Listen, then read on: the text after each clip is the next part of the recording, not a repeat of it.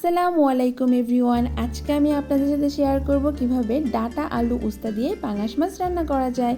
পাঙাশ মাছ রান্নার জন্য প্রথমে আমি নিয়ে নিয়েছি এখানে একটি কড়াইটি গরম হয়ে যাওয়ার পর দিয়ে দিলাম একটু পরিমাণ মতো সরিষার তেল, তারপরে দিলাম পরিমাণ মতো পেঁয়াজ কুচি এবং লবণ দিয়ে আমি নাড়াচাড়া করে এর উপরে দিয়ে দিব আমি এখন আদা রসুন ও জিরা বাটা পরিমাণ মতো দিয়ে আমি আবারও একইভাবে নাড়াচাড়া করে এখন আমি এর মধ্যে দিব পরিমাণ মতো একটু পানিটা যখন একটু গরম হবে তখন দিব আমি পরিমাণ মতো মরিচ কুচি, তারপরে দিব হলুদের গুঁড়া, ধনে গুঁড়া এবং মরিচের গুঁড়ো দিয়ে আমি আবারও একইভাবে নাড়াচাড়া করে মশলাটা সুন্দর করে কষিয়ে নিয়ে মাছগুলোকে দিয়ে দিব।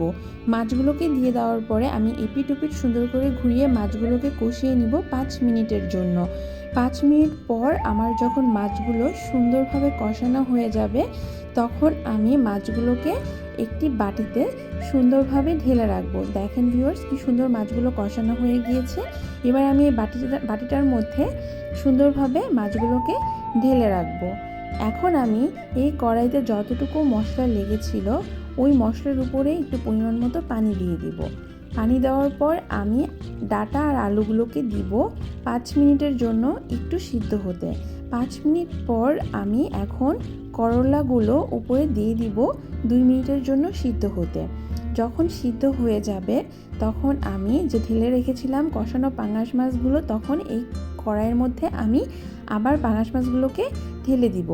এখন আমি সুন্দরভাবে নাড়াচাড়া করে এই তরকারিটি আমি রেখে দিব প্রায় 7 থেকে 8 মিনিটের জন্য। দেখেন কি সুন্দর এখন ঝোলটাও একটু শুকিয়ে এসেছে এবং সব কিছুই কমপ্লিট হয়ে গিয়েছে। এখন আমি এবার একটি বাটিতে সুন্দরভাবে তরকারিটি ঢেলে নিব। দেখেন কত ইয়াম্মি হয়েছে দেখতে। আপনারা কিন্তু অবশ্যই বাসায় ট্রাই করবেন এবং আমার চ্যানেলটি সাবস্ক্রাইব করবেন।